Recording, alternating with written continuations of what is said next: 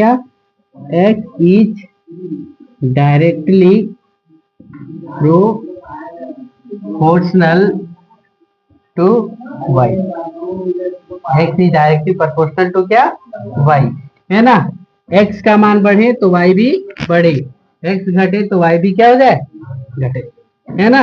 इसको क्या बोलते हैं, सीधा समीकरण अनुपात। देखो इधर x इस प्रोपोर्शनल को हटाने के लिए x इज इनवर्सली प्रोपोर्शनल टू क्या लिखा गया, y। x इज डायरेक्टली प्रोपोर्शनल टू क्या लिखा गया, y। इस प्रोपोर्शनल को हटाने के लिए हम लोग क्या लिखते हैं, x बराबर ky। x बराबर कितना लिखते हैं, ky।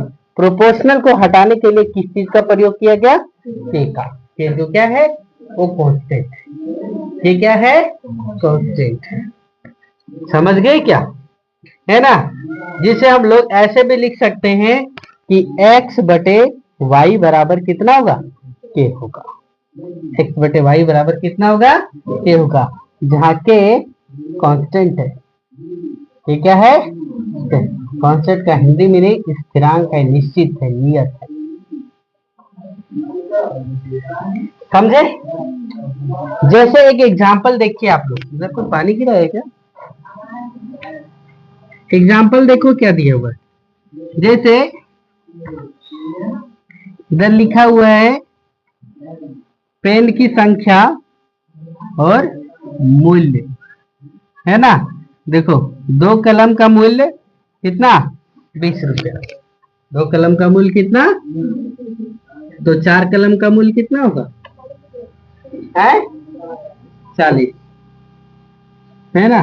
3 कलम का मूल्य कितना होगा, और 20 कलम का मूल्य कितना होगा, 20 कलम का मूल्य कितना होगा, है 200 होगा।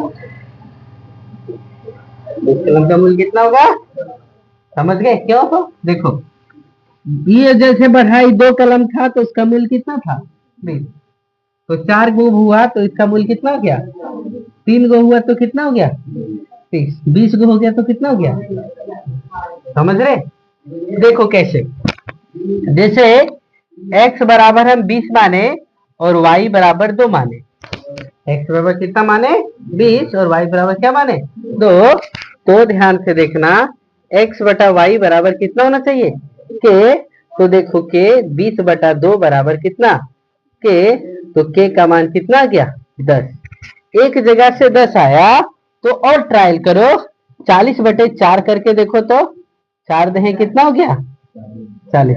k का